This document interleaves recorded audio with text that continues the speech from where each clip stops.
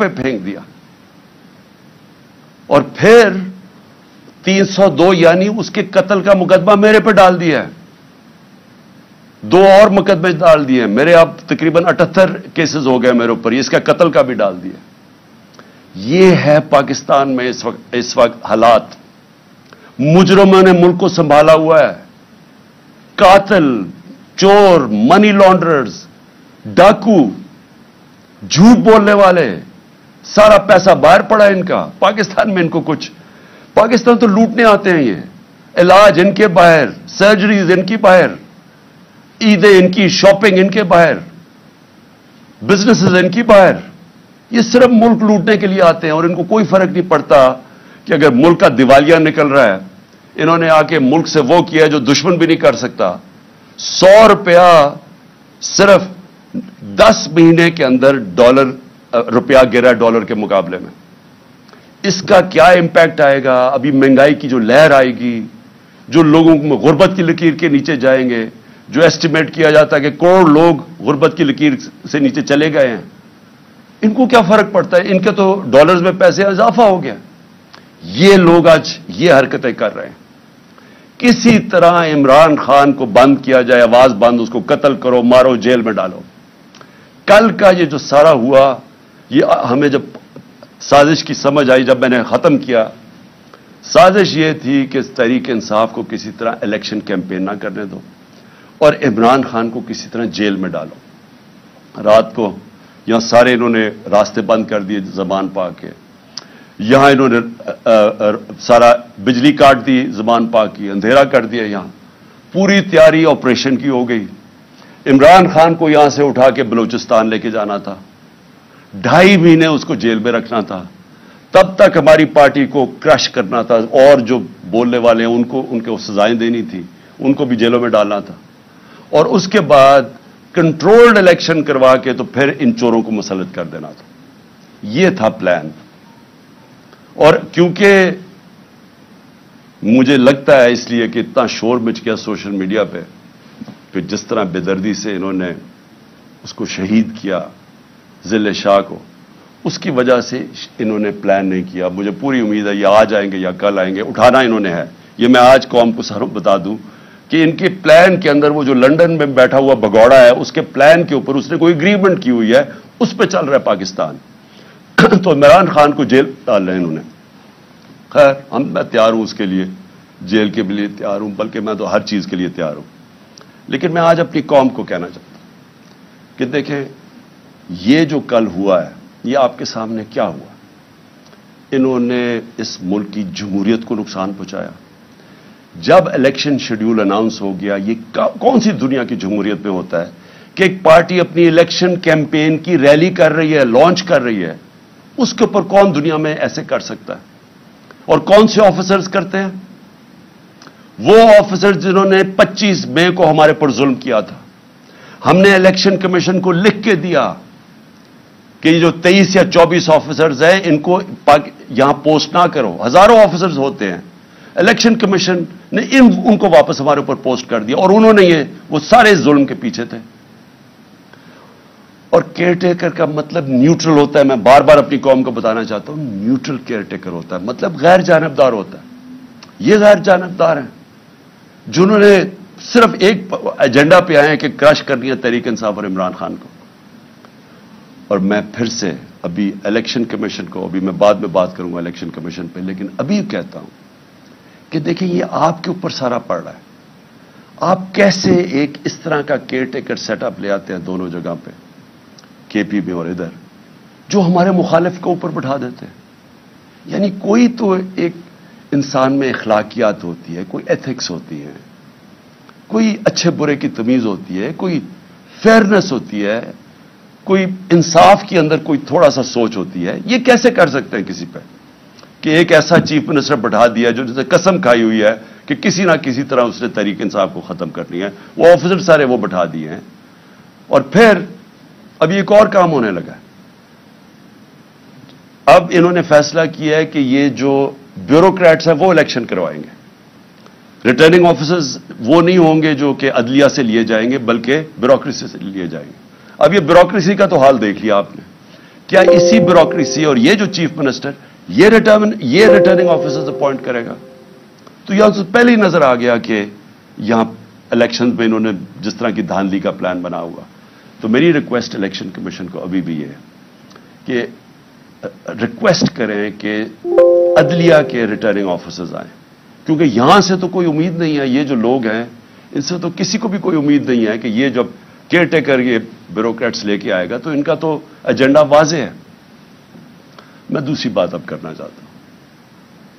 मैं अपने supreme court के लिए अपनी कौम की तरफ से पैगाम देना चाहता हूं कि सारी कौम आपके साथ खड़ी है।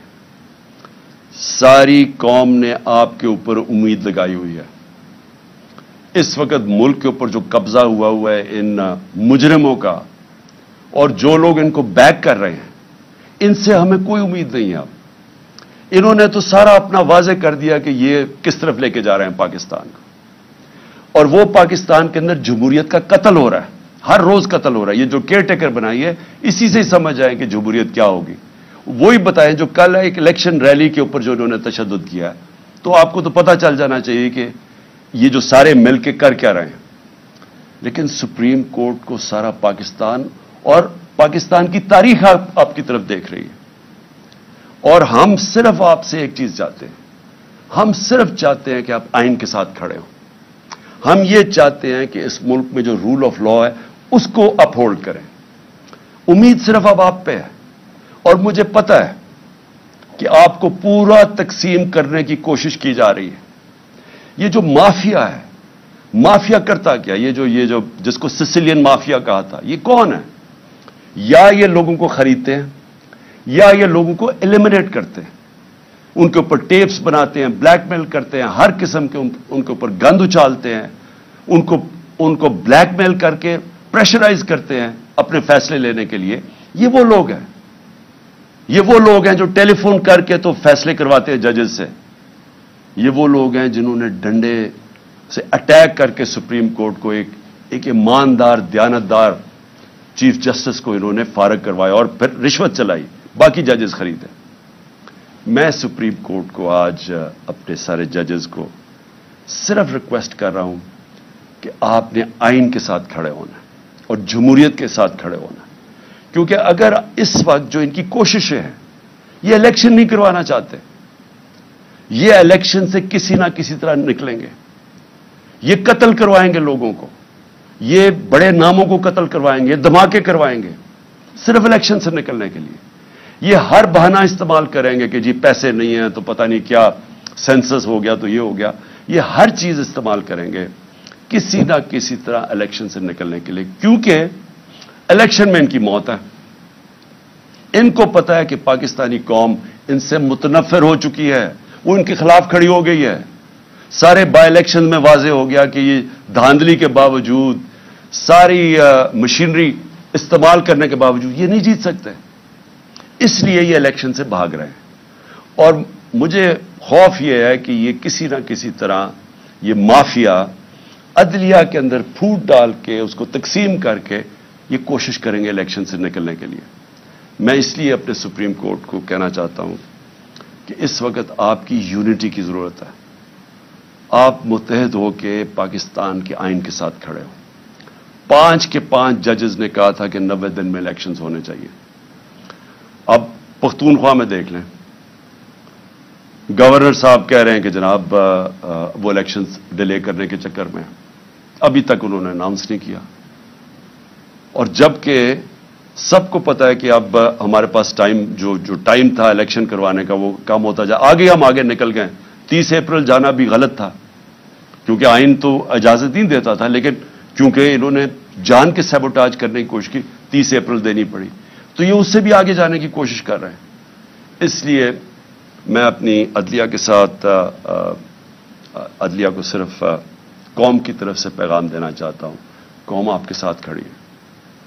कौम वो और हम वो लोग हैं जो सिर्फ और सिर्फ आपसे इंसाफ चाहते हैं, आपसे जो इस मुल्क का आइन है उसकी दिफा चाहते हैं।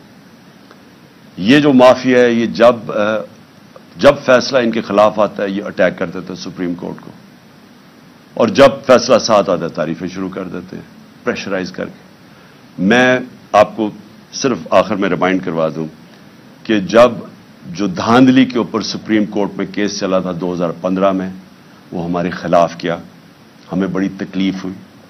ایک دفعہ بتائیں کہ میں نے اس کی کوئی تنقید کی ہو، ہم نے ایکسیپٹ کر لیا. پھر جب میں نے اپنی اسمبلیز ڈیزالو کی اپریل کے اندر، پچھلی اپریل میں نے الیکشنز اناؤنس کر دیے، سپریم کورٹ میں کیس چلا گیا. سارا فیصلہ جو سپریم کورٹ میں بات چیت ہو رہی تھی وہ ساری ہو رہی تھی کہ الیکشنز میں اب چلے جائیں، اور وہ چلے جاتے ملک بچ جاتا اس عذاب سے. لیکن الیکشن کمیشنر نے وہاں کہا جی میں 3 مہینے میں الیکشن ہی نہیں کروا سکتا، اور وہ فیصلہ ہمارے خلاف چلا گیا. بڑی تکلیف ہوئی ہمیں. ایک دفعہ بتائیں کہ میں نے تنقید کی ہو اس کی. لیکن یہ ہر فیصلہ جو ان کے خلاف جاتا ہے اس کے اوپر یہ بلیک میل کرتے ہیں، نام لے لے کے ججز کے خلاف بات کرتے ہیں. اور اس لیے ضرورت ہے سارے ملک کو کہ اگر ہم نے اب آگے جانا ہے، اور اس کی ملک کی بچت ہی رول آف لا میں ہے. ملک بچے گا تب جب قانون کی حکمرانی ہوگی.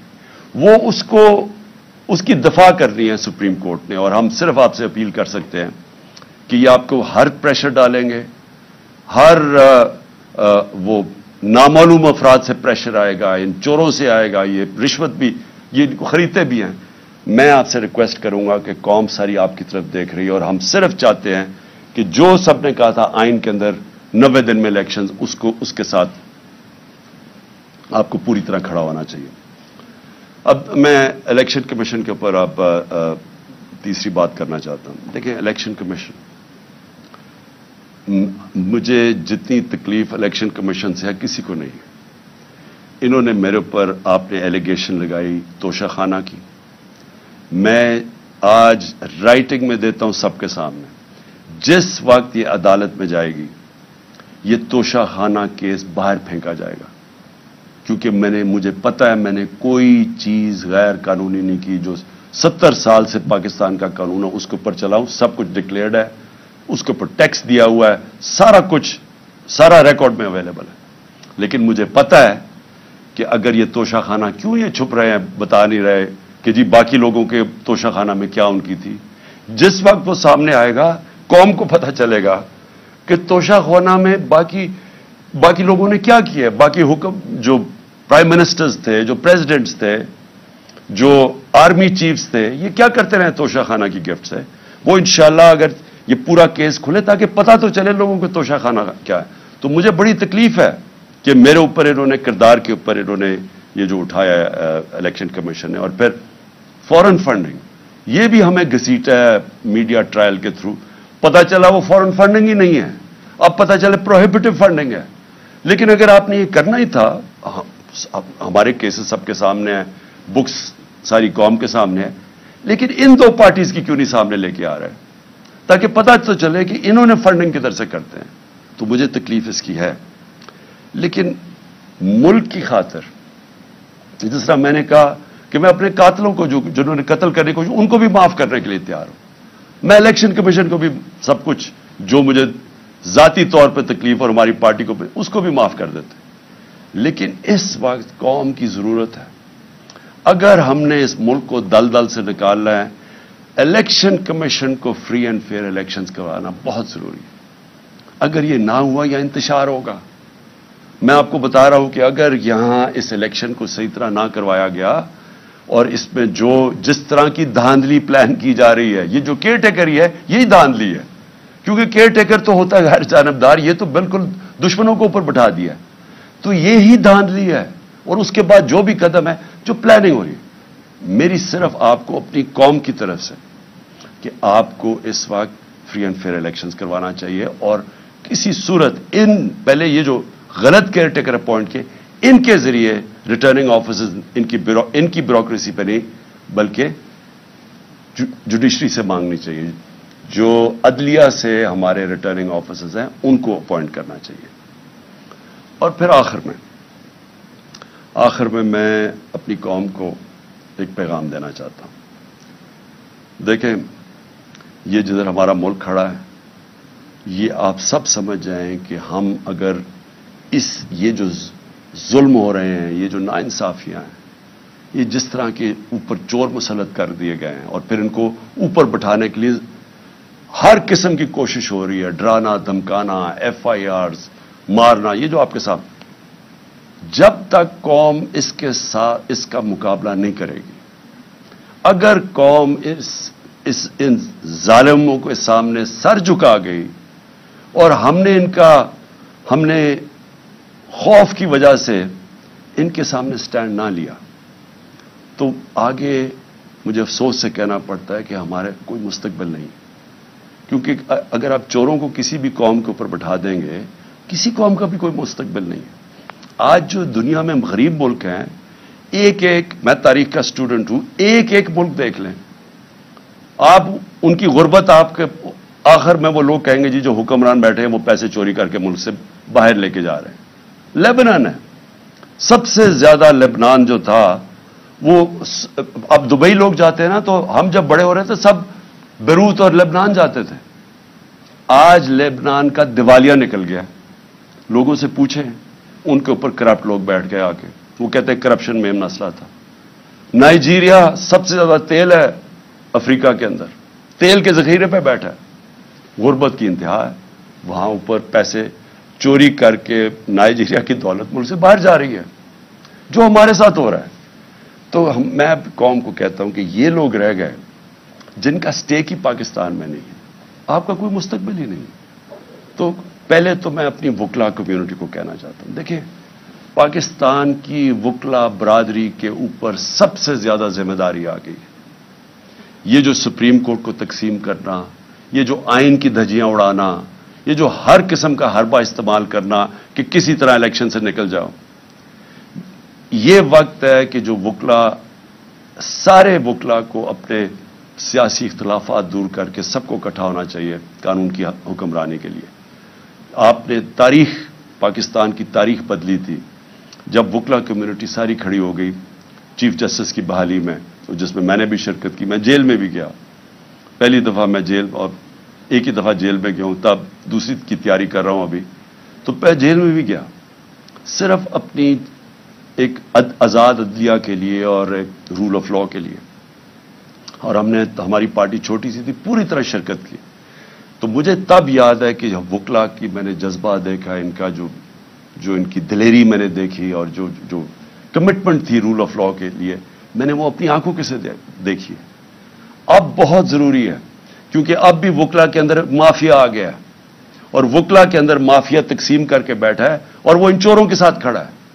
تو میں آپ سب کو اپیل کرتا ہوں کہ یہ ٹائم آ گیا ہے کہ آپ نے ہر تیاری کرنی ہے، آپ نے کسی صورت اس ٹائم کے اوپر اپنی عدلیہ کو نہیں چھوڑنا، اپنی عدلیہ کو تنہا نہیں چھوڑنا۔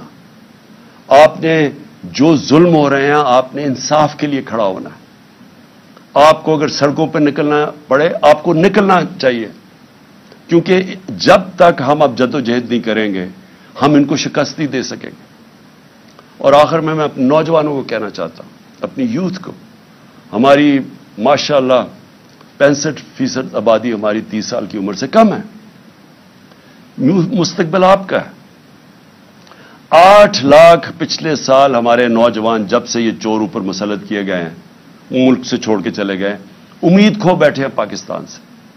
دیکھیں میں نے اپنی زندگی کا کافی بڑا ٹائم باہر گزارا ہے، میں آپ کو ایک آدھ چیز بتا دوں کہ دیکھیں باہر جا کے آپ کی زندگی بھی آسان ہو جائے گی، اگر آپ پروفیشنلز ہیں، آپ زیادہ پیسے کما سکیں گے، آپ کمفرٹیبل زندگی بھی گزار سکتے ہیں، بالکل ٹھیک ہے، لیکن جو اپنا گھر ہے اس کا کوئی متبادل نہیں ہے، آپ ہمیشہ وہاں پرائے سمجھے جائیں گے۔ آپ کو سارا وقت جو وہ 3-4 جنریشنز بھی وہاں پیدا ہو گئی ہیں، ان کو سارا وقت ایک دھماکہ ہوتا ہے، ان کو ثابت کرنا پڑتا ہے کہ جی ہم دہشت گردوں کے خلاف ہیں اور ہم بڑے اچھے شہری ہیں آپ کے ملک کے جدھر بھی وہ رہ رہے ہیں، کیونکہ وہ آپ کا ملک نہیں ہے۔ ہاں کئی اپنا رہے آتے ہیں، ایڈجسٹ بھی کر جاتے ہیں، کئیوں کو زندگی کا مقصد ہی ہوتا ہے کہ اچھی زندگی گزاریں، گاڑی اچھی ہو، گھر اچھا ہو، تنخواہ اچھی ہو، تو اسکول میں بچے اچھے چلے جائیں، بس ان کا مقصد ہی زندگی کا یہ ہوتا ہے۔ لیکن جن کا اس سے بڑا مقصد ہوتا ہے کہ اللہ نے ہمیں کسی مقصد سے دنیا میں بھیجا ہے، ہماری ذمہ داری ہے کہ اللہ ہمیں زیادہ پڑھا لکھا دیتا ہے تو ہماری ذمہ داری ہے معاشرے کو، اور سب سے بڑی ہماری ذمہ داری ہے کہ اللہ کی زمین پہ انصاف قائم کرو. میرے نبی صلی اللہ علیہ وسلم نے پہلی چیز مدینہ کی ریاست میں عدل اور انصاف قائم کیا تھا. پھر خوشحالی آئی تھی, پھر عروج آیا تھا, پھر انہوں نے ایک جمہوریت قائم کی تھی. جمہوریت کا مطلب جمہوریت رول آف لا کے بغیر نہیں بن سکتی. انہوں نے بادشاہت پہ نہیں مسلمان کھڑے ہوئے تھے. اور وہ جو فاؤنڈیشن رکھی تھی مدینہ کی ریاست میں, انہوں نے دنیا کی امامت کی تھی. اور اللہ ہمیں بار بار حکم کرتا ہے کہ ان کی زندگی سے سیکھو, ان کی شریعہ پہ چلو. تو میں سب کو آج آپ کو اپیل کر رہا ہوں کہ ہمارا مسئلہ یہ ہے کہ یہاں انصاف نہیں ہے. اور یہ جو چور اوپر بیٹھ کے اور NRO لے گئے ہیں, اس کا مطلب انصاف نہیں ہے.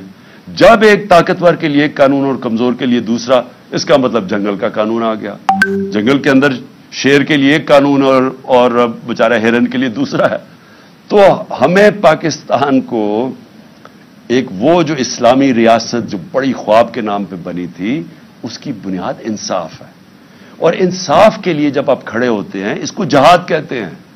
اور انصاف تو کمزور چاہتا ہے, طاقتور تو اپنے آپ کو قانون کے اوپر رکھنا چاہتا ہے.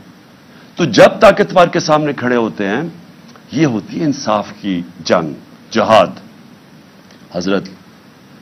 حضرت ابو بکر, حضرت عمر, حضرت علی, ان کی پہلی جب وہ خلیفہ بنے تو پہلی چیز انہوں نے کیا کی کہ میں طاقتور کو قانون کے نیچے لے کے آؤں گا, انصاف قائم کروں گا.